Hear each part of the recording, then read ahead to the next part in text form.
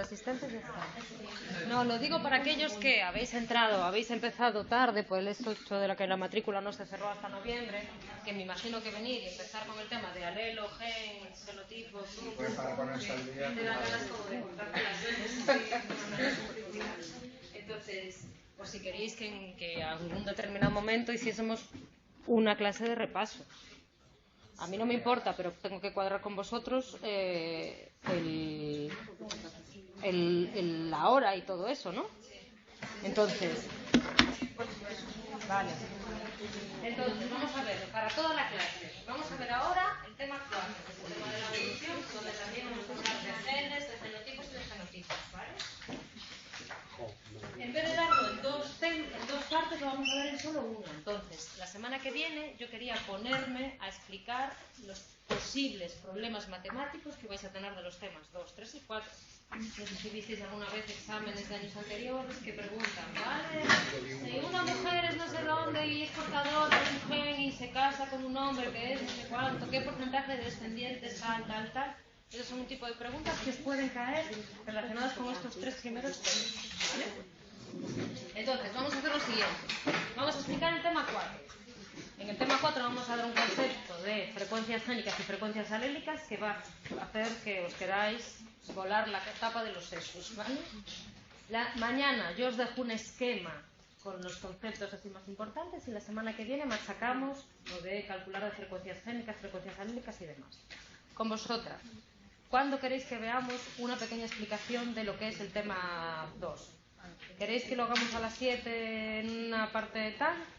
Vale, pues a las 7 nos vamos a la sala de profesores si queréis y hacemos un pequeño esquema. Si te quieres unir, te puedes unir, ¿eh? Que te veo con ganas interesado. Bueno, aquel que quiera. ¿Cuándo? ¿Hoy? Hoy. ¿Para qué hoy? ¿Para qué dejar para mañana lo que puedes hacer hoy? Entonces, si alguien quiere en un determinado momento repasar lo de gen, alelo, fenotipo y fenotipo, nos reunimos ahora a las 7 cuando termine la clase y damos un par de explicaciones rápidas de lo que es alelo, gen, fenotipo y demás, ¿vale? ¿Sí? ¿Empiezo con el tema 4 entonces? Dale. Vale, chicos, venga. Tema 4. En el tema 4 vamos a ver lo que es el mecanismo de la evolución. Del mecanismo de la evolución, ¿qué personaje os viene a la cabeza?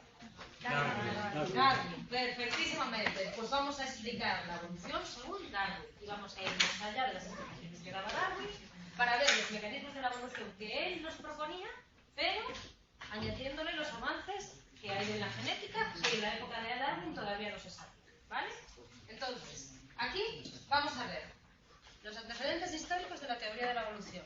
La teoría de la evolución por selección natural, que es la que me explica Darwin, ¿vale? Vamos a ver una teoría sintética de la evolución que son los mismos mecanismos que me explica Darwin, o sea, la selección natural, pero explicada en base a cambios en las frecuencias génicas y alélicas y demás. Y después vamos a ver los mecanismos de la evolución más detalladamente. ¿Qué es eso de la herencia de los caracteres adquiridos? ¿Qué es eso de la selección natural? ¿Cómo se mide? Y demás, ¿vale? Empezamos. Antecedentes históricos de la teoría de la evolución. Aunque vosotros pongáis como referente de lo que es la teoría de la evolución a Darwin, antes de Darwin ya hubo gente, ¿vale?, que quiso explicar qué era eso de la evolución. Y había gente o había pensamientos que negaban el hecho de que se produjese evolución. Eso sucedió desde los siglos XVII hasta el siglo XIX.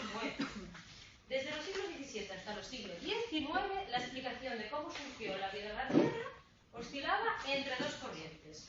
Una corriente que se llama transformismo radical, que me dice que las especies surgen por generación espontánea, y una corriente que se llama creacionismo, que es la que defiende la Iglesia, que dice que el mundo es estático, que no hay cambio y que las especies son reflejo del diseño divino que está en la Biblia, por decirlo así, ¿vale? Todo esto en el siglo XIX era insostenible. ¿Por qué? Porque había una serie de avances en disciplinas afines a la psicología, la biología y demás, avances en la embriología, la geología, la anatomía comparada, la fisiología y la paleontología, que ponían en entredicho lo que decían las otras dos corrientes anteriores. Decían, ojo, que la edad de la Tierra presenta centenares de millones de años. ¿vale? Tiene una edad muchísimo más que la que decían los anteriores. Que hay seres vivos, que hubo seres vivos en esta Tierra, distintos a los que hay en la actualidad, con lo cual quiere decir que algo está cambiando, que las especies no son estáticas, sino que evolucionan las unas a los otros. Que hubo continuidad en la vida de la Tierra a lo largo de toda su historia, que hubo momentos en los que, por ejemplo, en el siglo XIX se descubre un fósil de un dinosaurio. Oye, pues el creacionismo o el transformismo radical dice que fue un momento que vivió en la Tierra, creado por Dios, que después la Tierra se destruyó y que volvieron a generarse las especies. Oye, pues aquí la geología me está diciendo que no, que siempre hubo continuidad de vida en la historia de la Tierra, por lo cual esas teorías no son correctas. Hay evidencias de que las especies no son inmutables, sino que experimentan variaciones entre ellas, y que los seres vivos, a pesar de ser distintos, presentan características parecidas que permiten establecerse relaciones entre ellas. Entonces, todos estos avances en toda esta disciplina le llevan a los pensadores del siglo XIX a decir que la evolución existe y que el cambio se produce, ¿vale? Hay continuidad entre unas especies y otras, hay una evolución de una especie a otra, ¿vale? ¿Cómo se produce esa evolución? ¿Vale? ¿Cuál es el mecanismo que la explica? Ahí es donde va a haber diferencias entre unos y otros. Y el primero que trata de explicar de cómo se produce la evolución es este señor de aquí, Lamarck. ¿Vale? Lamarck dice que los seres vivos actuales podrían ser fruto de la transformación de otros anteriores. ¿Y cómo se van transformando? ¿Cómo van evolucionando? Él dice que van evolucionando fruto de una ley que le llama ley del uso y del desuso. Los cambios en la estructura del cuerpo se basan en el uso y el desuso. Y pone como ejemplo a las jirafas. ¿Por qué las jirafas tienen el cuello tan largo? Porque quieren comer las hojas de los árboles que están más alejadas y que son más frondosas. Y en ese esfuerzo constante de elevar el cuello hacia llegar hacia las zonas más altas, es como ellos van cambiando, van evolucionando y se va produciendo esa narración. ¿Vale?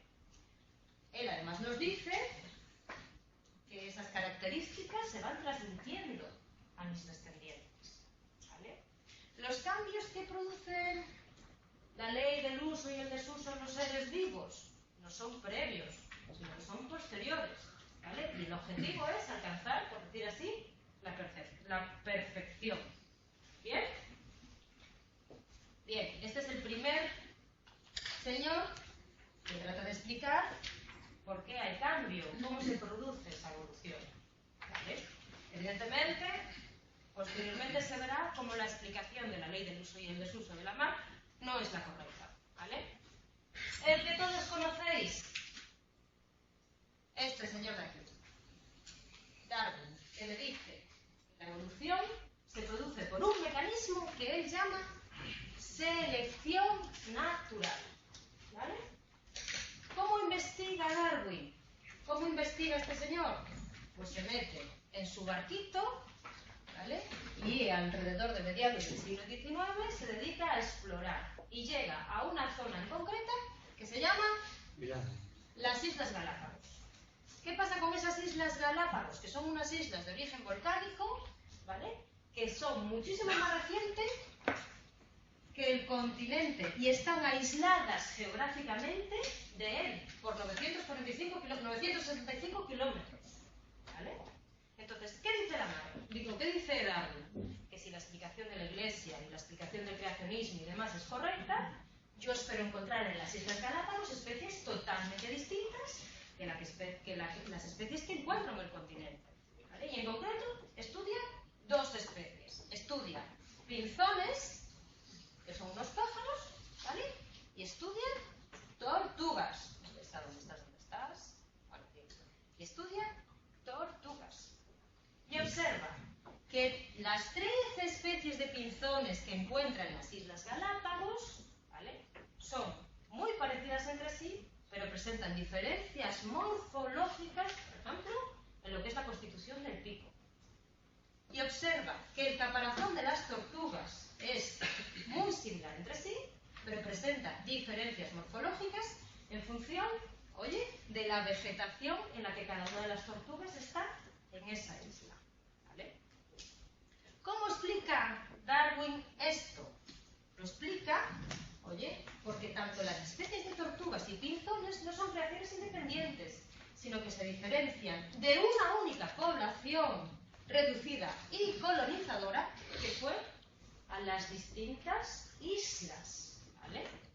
Y que se diferencia de la población original, ¿vale? Gracias a que entre ellas hubo variaciones intraespecíficas que les permitieron adaptarse a las nuevas condiciones ambientales y adaptarse a los nuevos hábitos. Y gracias al aislamiento geográfico proporcionado por la propia naturaleza de la archipiélago. Entonces, hubo una población, por decirlo así, colonizadora de pinzones, que se fue a las distintas islas, ¿vale? Todos tienen un antepasado común. Las variaciones se producen por los distintos ambientes en los que fueron esos pájaros, ¿vale? Y con las tortugas 3/4 de lo mismo. Hubo una población reducida inicial de tortugas que fueron a las islas y las variaciones se producen por la adaptación de esos caparazones a la vegetación de cada una de esas islas. Aquellas diferencias en las poblaciones de pinzones que suponían una ventaja para que el organismo se adaptase con éxito al medio ambiente en el que estaba, ¿vale? Le proporcionaban a uno una ventaja, ¿vale? Porque tenía a lo mejor mayor facilidad para coger los recursos que le rodeaban. Como a mí me ponen en ventaja, es más fácil que esa característica que tengo yo, que no tiene la especie de pinzón que tengo al lado, ¿vale? Esa característica yo se la transmito a mis descendientes. Y así se produce la evolución. La diferencia que presenta Darwin con Lamarck es que el organismo no cambia para adaptarse a las condiciones, sino que los cambios son previos a esas condiciones y que esos cambios que resultan más adecuados permiten a las especies una utilización más eficiente de los recursos y aumentan sus posibilidades de supervivencia y la probabilidad de dejar más descendientes. ¿Sí?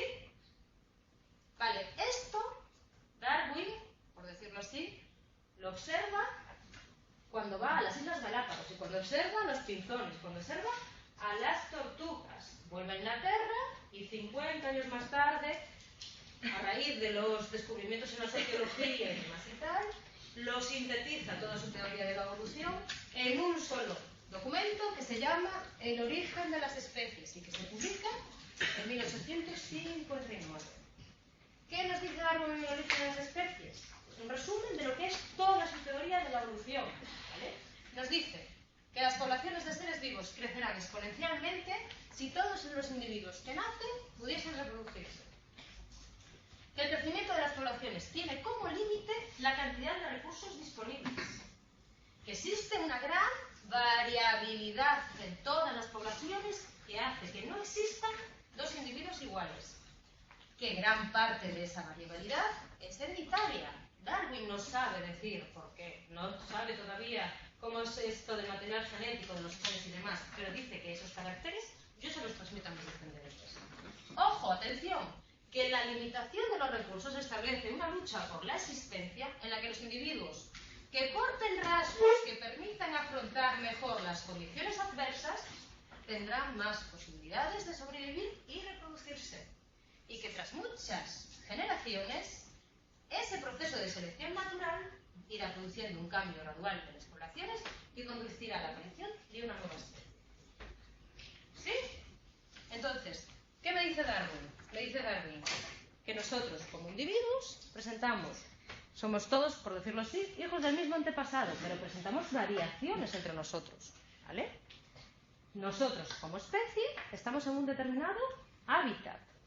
Aquellas características que yo tenga que me supongan una ventaja con respecto a vosotros para conseguir los recursos productivos, ¿qué pasa? Facilitarán mi posibilidad de supervivencia, ¿vale? Y igual que facilitan mi posibilidad de supervivencia, facilitan el hecho de que yo le transmita esos genes a mis descendientes. Eso, contado en millones y millones de años y millones de años, lo que hace es que se seleccionen determinadas características, ¿vale? Y que se formen especies nuevas. Bien. ¿Qué pasará con las jirafas? Que en un determinado momento, a lo mejor las jirafas que más sobreviven son las que tienen el cuello más largo. Pues eso será lo que se transmite a los descendientes. ¿Sí? Ojo, Darwin no te sabe explicar por qué se produce esa herencia, cómo se produce esa transmisión, ¿vale? Pero te sabe a decir que hay un mecanismo que transmites de padres a hijos, de los caracteres y de no sé qué, no sé cuánto. Lo que es la unión de las tesis de Darwin con lo que es la genética es lo que explica, la teoría sintética de la evolución. ¿Vale? La teoría sintética de la evolución utiliza el mismo mecanismo de Darwin de selección natural, pero te mete, ¿vale?, la explicación en base a genes y en base a alelos. ¿Vale? Gracias a los avances del campo de la genética se produce en la primera mitad del siglo XX, se produce una nueva explicación de los mecanismos de la selección natural postulados por Darwin en base a los nuevos descubrimientos. ¿Vale? Las variaciones sobre las que actúa la selección natural no son más que pequeños cambios producidos por mutación en el material genético y por los procesos de recombinación génica que ocurren en los organismos que se reproducen sexualmente. Esas variaciones que observaba Darwin, la genética te dice que está porque un alelo se cambia por otro y porque hay procesos de recombinación génica. ¿Vale? La consecuencia de todo ello es la aparición de nuevos alelos que se heredan independientemente según la segunda ley de Mendel y que por eso cada individuo presenta una única muestra y aleatoria de los alelos existentes y sobre la que actúa, ojo, la selección natural. Si mi combinación de alelos hace que yo aproveche más los recursos de mi entorno, esta combinación de alelos será la que sea más probable que se transmita a los descendientes, en contra de otra combinación de alelos de otro individuo, ojo, que a lo mejor la selección natural está actuando en su contra. ¿Sí? Vale. Esta teoría de selección natural se llama teoría sintética de la evolución o teoría neodarwinista. ¿Vale? Y que nos dice que la evolución orgánica constituye una serie de transformaciones parciales o completas e irreversibles, ojo, en la composición genética de las poblaciones, basadas principalmente en interacciones alteradas con el ambiente. Consiste principalmente en radiaciones adaptativas a nuevos ambientes, ajustes a cambios ambientales que se producen en un hábitat determinado y el origen de nuevas formas de explotar hábitats ya existentes. Estos cambios adaptativos dan lugar ocasionalmente a una mayor complejidad en el patrón de desarrollo de las reacciones fisiológicas y de las interacciones entre las poblaciones y su ambiente. Perfecto. Pues ya lo tenéis. Venga, cerramos, vámonos. A casa todo el mundo, ¿vale? ¿Teoría sintética de la evolución? Sí, muy bien. Cambio, sí, muy bien. ¿Cambio en dónde? En material genético. ¿Qué material genético? Los genes y los alelos, ¿vale? Ojo, muy importante. Ese cambio de material genético siempre está relacionado con el entorno en el que yo me desarrollo, porque habrá entornos que seleccionen un determinado par de alelos, un determinado par de genes de manera positiva, y habrá otro entorno que seleccione otros, ¿vale? Entonces, con Darwin y con la selección natural siempre tienes que poner en relación la dotación genética con el ambiente y con el hábitat en el que está ese individuo. Y os pongo yo un caso. A nosotros a lo mejor nos es más beneficioso tener un gen que suponga que podamos adaptarnos mejor a momentos de oscuridad, porque a lo mejor tenemos X horas de noche, y a lo mejor en poblaciones donde las horas de luz son más grandes, les compensa a lo mejor seleccionar un gen que suponga una ventaja en ese ambiente. ¿Lo veis? ¿Sí? Vale. Venga, que empezamos con lo complejo. Esto todo fue una changa, una introducción. Mecanismos de la evolución. Darwin me hablaba de qué? De herencia. Darwin me hablaba de que no había dos individuos iguales, sino que entre los individuos de una determinada especie se presentaba cierta variabilidad. Y por último, Darwin me hablaba de un mecanismo que llamaba selección natural, que era la que se hacía que se fuesen creando especies. ¿Sí? Vale. ¿Qué es eso de la variabilidad? Es el hecho de que dos individuos de la misma especie sean semejantes, pero no exactamente iguales. ¿Qué es eso de la herencia? Esa variabilidad en un determinado momento se la tengo que transmitir a los descendientes. ¿Y qué es eso de la selección natural? ¿Cómo esa herencia de esos determinados caracteres los pongo, ¿vale?, en función de un hábitat? Las condiciones de un medio ambiente favorecen o dificultan, es decir, seleccionan la reproducción de los organismos vivos según sean sus peculiaridades. ¿Bien? Vamos a estudiar primero esto de la herencia de la variabilidad, ¿vale? cómo heredábamos de unos individuos a otros, ¿vale? O cómo heredábamos de padres a hijos. Pero en el caso del Darwin, en el caso de la selección natural, a mí no me llega como estudiar cómo yo le transmito los genes a mis descendientes. Yo tendré que estudiar una especie entera, ¿vale? Y ver cómo se transmite esos genes dentro de esa población para ver si efectivamente se está produciendo una selección natural. Eso es lo que estudia lo que se llama la genética de las poblaciones, ¿vale? Y la genética de las poblaciones lo que hace es estudiar la herencia de material genético en una población, ¿vale? En concreto, el conjunto de todos los alelos de la totalidad de los genes de los individuos que componen esa población. Eso se llama acervo genético. ¿Sí? Y para saber si la selección está teniendo lugar en el material genético que tiene una determinada población, yo tendré que estudiar las frecuencias de los genotipos existentes en función de un gen y en función de esos alelos y la frecuencia de esos alelos. ¿Qué vimos en el tema 2? Como en un gen con 2 alelos yo tenía 3 genotipos: homocigoto dominante, heterocigótico y homocigoto recesivo. No te estreses, que eso te lo explico yo con calma, ¿vale? ¿Vale? Yo solo vi en el tema 2 y en el tema 3 cómo se transmitía de padres a hijos. Yo ahora voy a tener que estudiar ese genotipo homocigoto dominante, homocigoto recesivo y heterocigótico, ya no en unos individuos, ya no en una familia, sino en una población entera, ¿vale? Entonces, para saber si se producen cambios por selección natural, tendré que ver si hay cambios en esas frecuencias de esos genotipos. ¿Sí? ¿Me seguís el razonamiento? ¿Alguien se ha perdido? ¿No?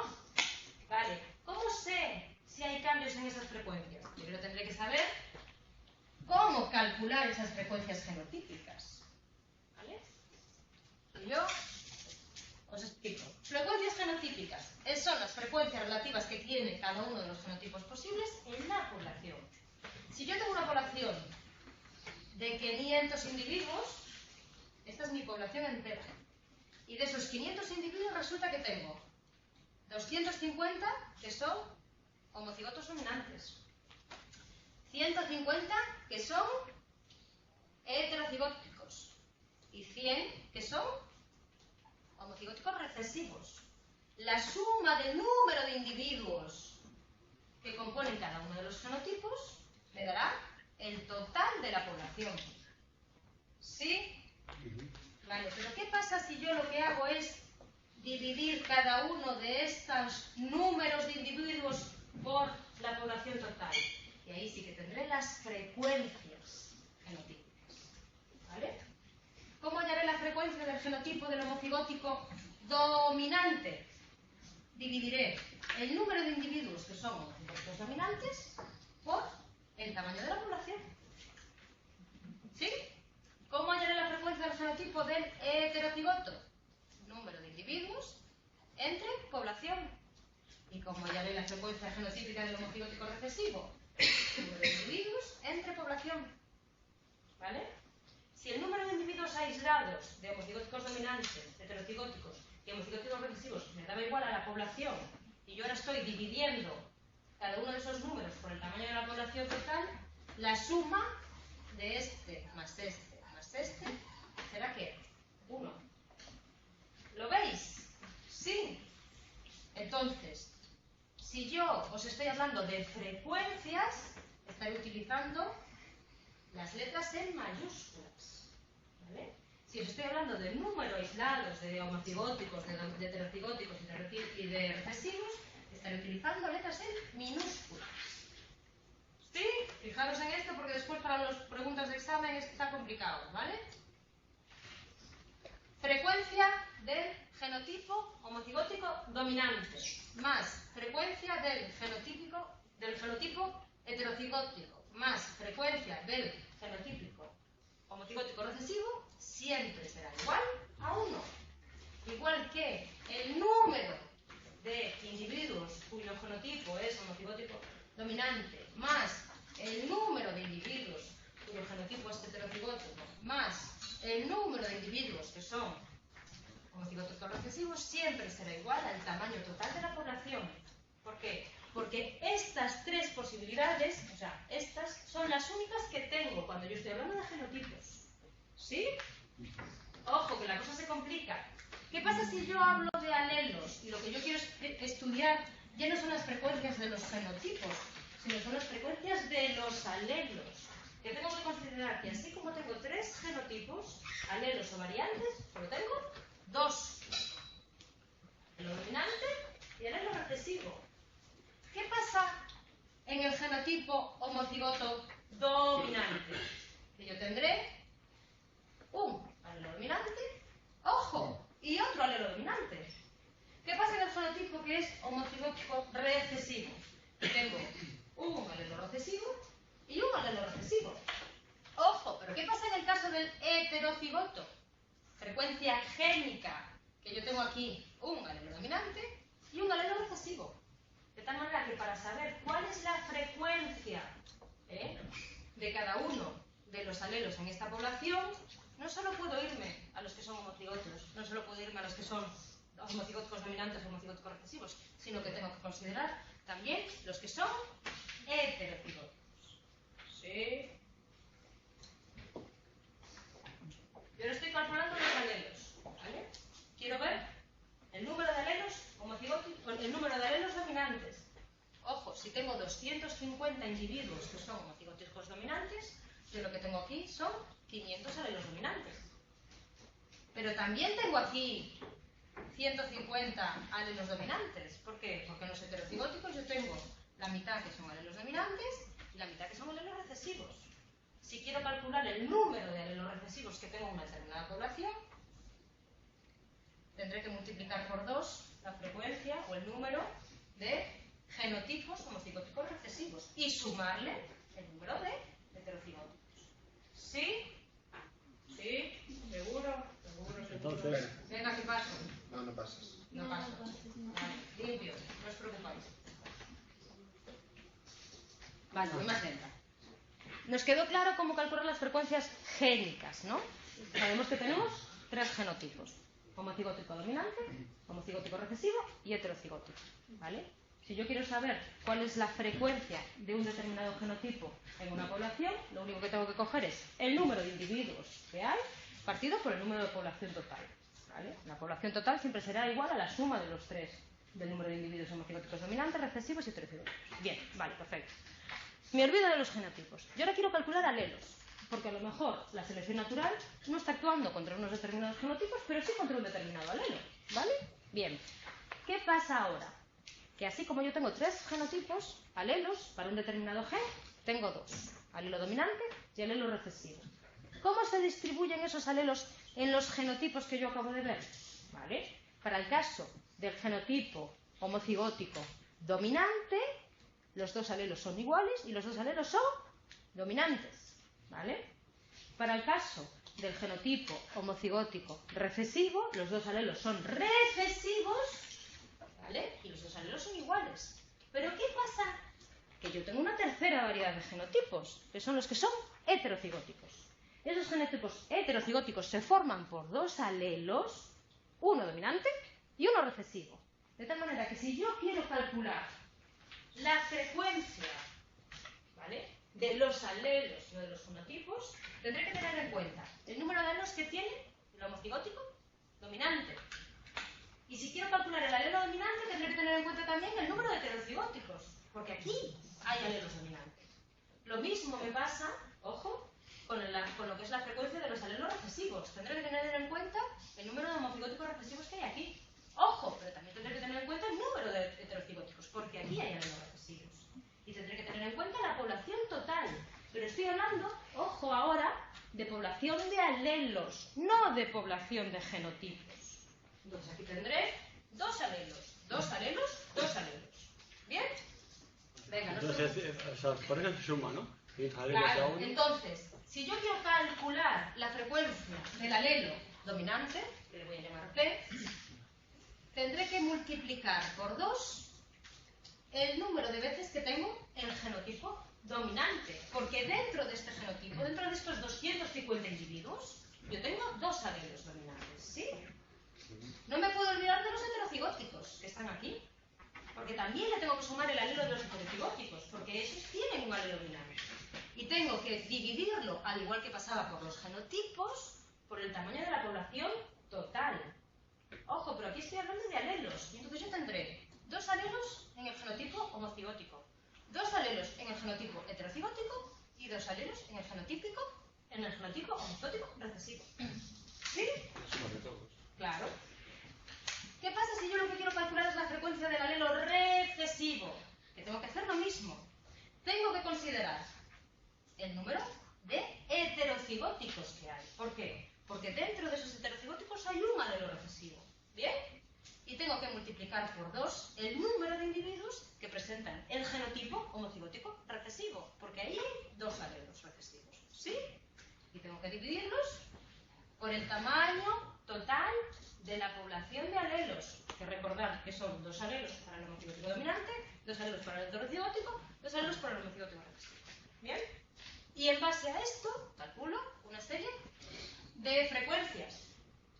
Si yo solo tengo dos posibles frecuencias o dos posibles variaciones, alelo dominante o alelo recesivo, la suma de este y este obligatoriamente tiene que ser 1. Ahora sí. Venga, que seguimos. Cálculo de la frecuencia para el alelo dominante. Cálculo de la frecuencia para el alelo recesivo. Aquí ya no estoy cogiendo el número de individuos, aquí ya estoy cogiendo la frecuencia genotípica. Me da exactamente igual. Puedo calcular los alelos si me dicen cuál es la frecuencia genotípica del dominante, del heterocigótico y del recesivo. ¿Lo veis?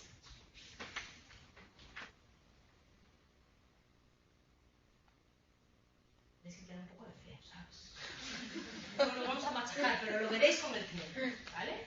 A mí me da igual que me digan que en una población hay 250 individuos homocigóticos dominantes, que me digan que la frecuencia de los individuos del genotipo homocigótico dominante para esa población es 0,5. ¿Por qué? Porque yo estoy calculando aquí también frecuencias. ¿Vale? No os preocupéis, que esto ya lo explicaremos con calma, tranquilidad, ¿vale? De manera genérica, ¿cuál es la fórmula para calcular el alelo dominante? Pues aquí tenéis 2 veces la frecuencia del genotipo dominante, más la frecuencia del heterocigótico, más 2 veces la frecuencia del genotipo dominante, del heterocigótico y del recesivo. Despejo, despejo, despejo, despejo, y me queda esta fórmula general. ¿Qué me está diciendo? Que para calcular la frecuencia del alelo dominante, lo único que tengo que tener es la frecuencia del genotipo dominante y sumarle la mitad de la frecuencia del heterocigótico, de la frecuencia del genotipo heterocigótico. ¿Tiene sentido? ¿Sí? ¿Qué pasa con la frecuencia del alelo recesivo? Que para calcularla, lo único que necesitaré será la frecuencia del genotipo recesivo y le sumaré la mitad de la frecuencia del heterocigótico. ¿Sí? Vale. Más o menos. ¿Bien? Más o menos. Más o menos. Bueno, no os veo yo muy convencidos. Bueno, porque nos lo tienes que enseñar, que si no vamos. Bien, cuando esto ya lo teníamos más o menos chanado, digo más o menos por decir algo, viene este señor de aquí, que se llama Hardy-Weinberg, que nos pone la puntilla, ¿sabes? Y las ganas de cortarnos las venas, hacer así y demás. Y nos dice que en determinadas condiciones, las frecuencias génicas y genotípicas de una población se mantienen constantes generación tras generación. ¿Vale? Y si se mantienen constantes generación tras generación, voy a ser capaz de calcular las frecuencias génicas a partir de las alélicas y viceversa. ¿Vale? ¿Cuáles son las condiciones para que se cumpla la ley del equilibrio de Hardy-Weinberg? Que el tamaño de la población sea lo suficientemente grande para evitar variación de las frecuencias génicas debidas al muestreo. Que todos los individuos de la población tienen la misma probabilidad de aparearse para originar a la siguiente generación. Que no se producen movimientos de inmigración y de migración. Que la fertilidad de los genotipos, y que no hay mutuación de un estado alélico a otro, no aparecen nuevos alelos asociados a los existentes. Entonces, este señor me dice que si todo esto se cumple, la población se dice que está en equilibrio. Y para poder calcular las frecuencias génicas genéricas de una población en equilibrio, fórmula que hemos visto hasta ahora, sino que se utiliza esta. Donde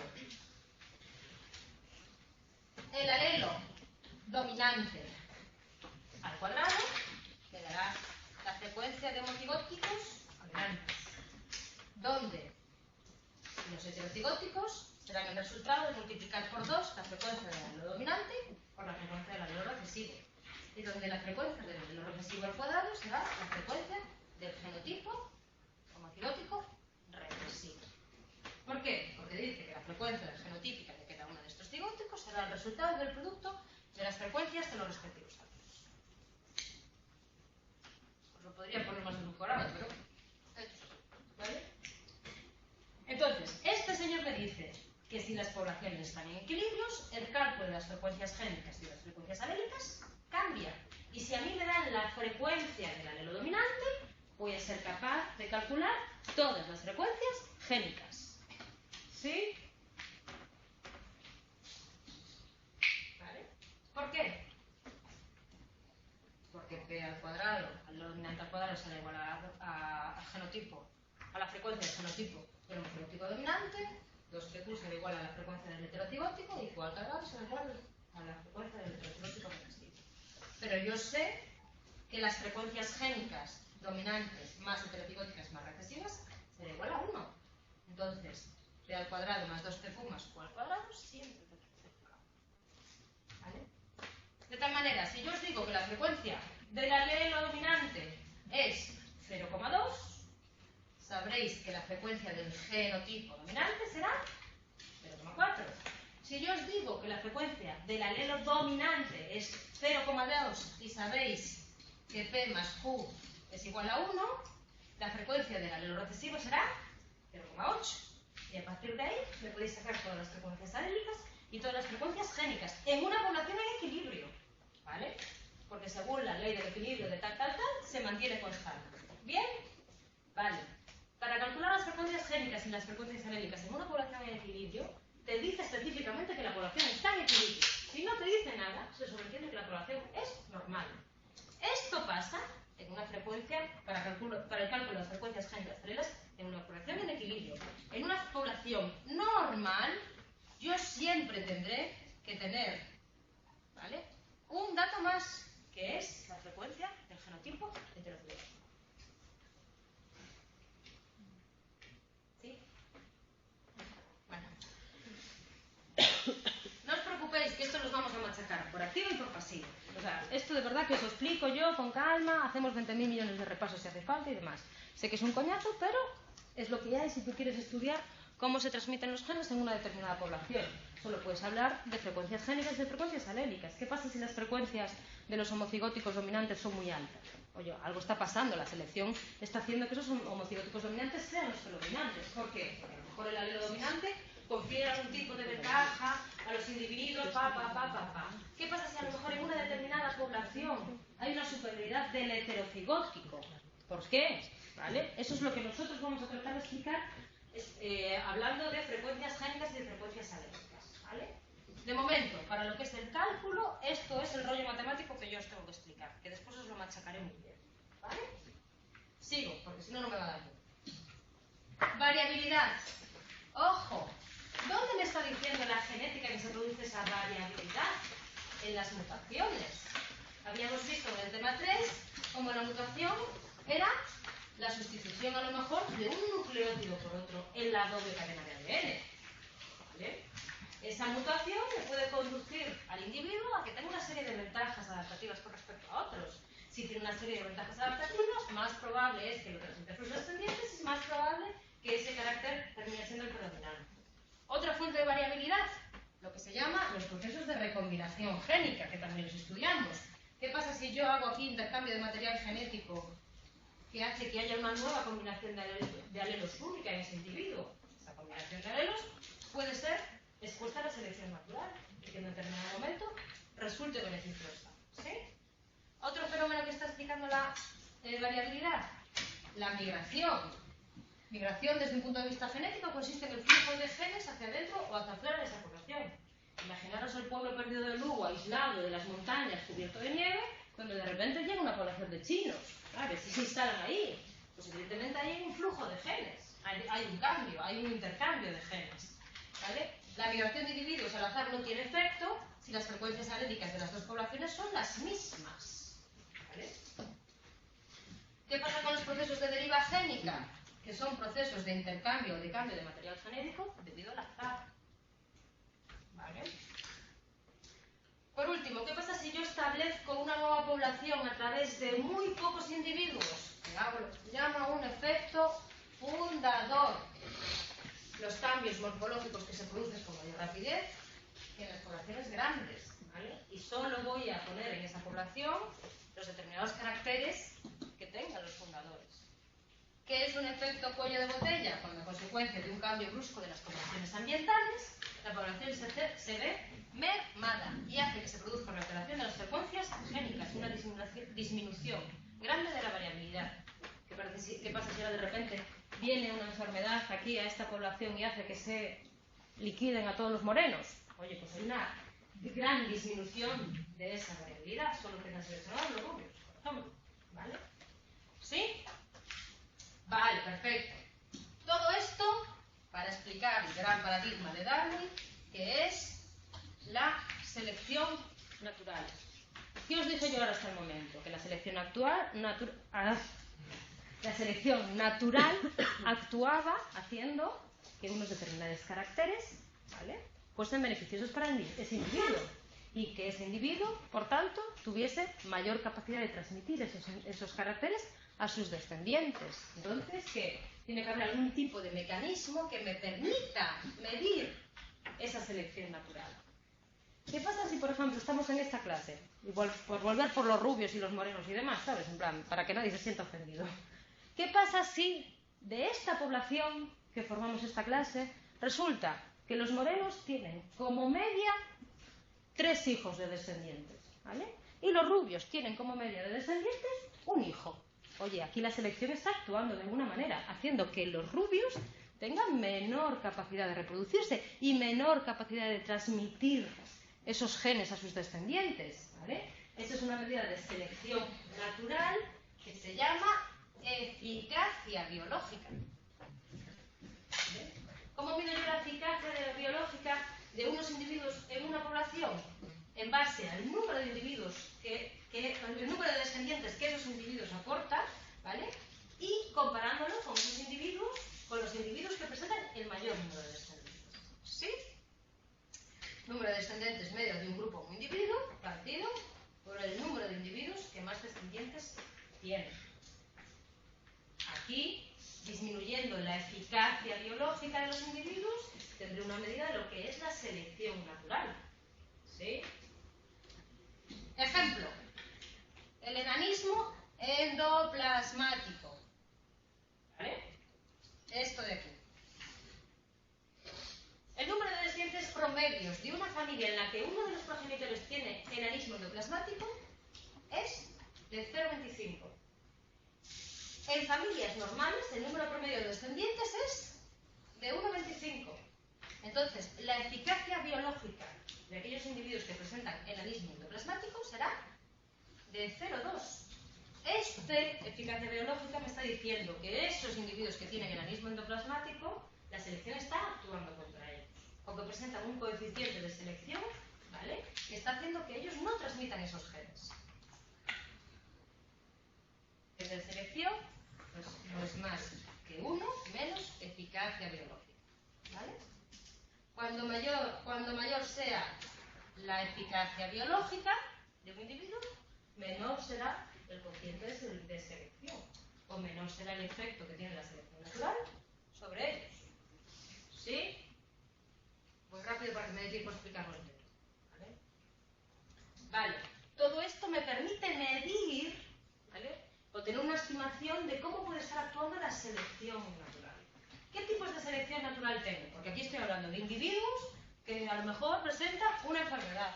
Yo os estoy diciendo de individuos morenos, de individuos rubios, pero algunas características, ¿vale?, en la población se distribuyen, pues por ejemplo, en una curva normal. Nosotros tenemos individuos que son más o menos altos, más o menos delgados, más o menos gordos, más o menos bajos, ¿vale?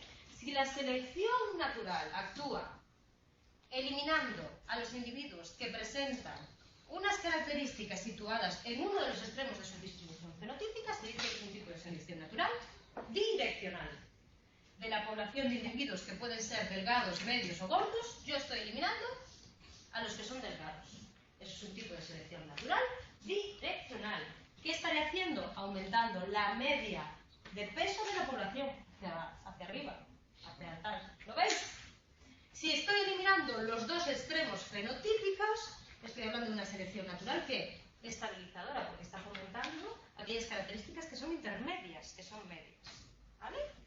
Al revés, si yo estoy eliminando a los que tienen las características medias, estoy hablando de una selección natural disruptiva. Actúa en favor de los individuos de los extremos de la distribución fenotípica de una población y en contra de los individuos con el fenotipo intermedio. Esta media de la población y esta media de la población, ojo, será parecida, porque yo aquí tengo extremos y aquí solo tengo los medios. ¿Bien?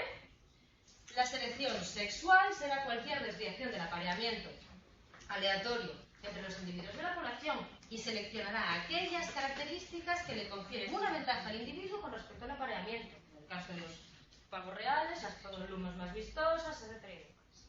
¿Sí? Muy bien.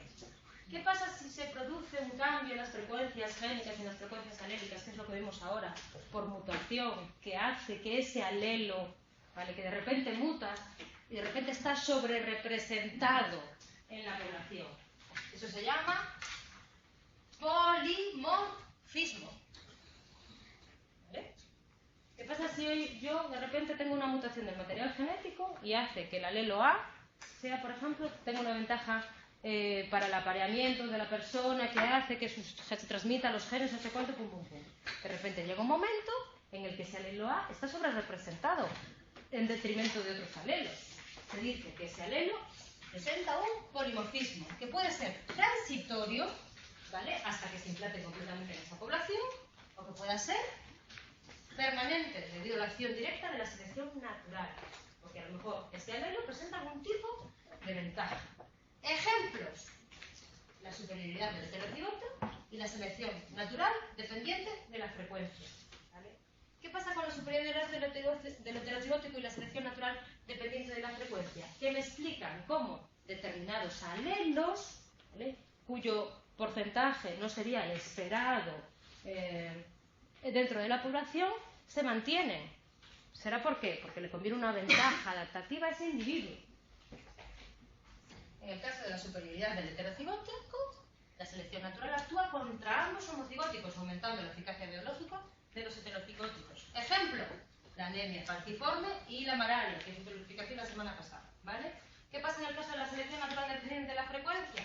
Que la frecuencia que tenga un determinado fenotipo en una población puede incidir sobre su eficacia biológica. Por ejemplo, atractivo de los rasgos exóticos para una población occidental, o en el caso de las poblaciones orientales, el atractivo de los hombres con pelo rizado, color de los ojos de las moscas, una relación depredador-presa.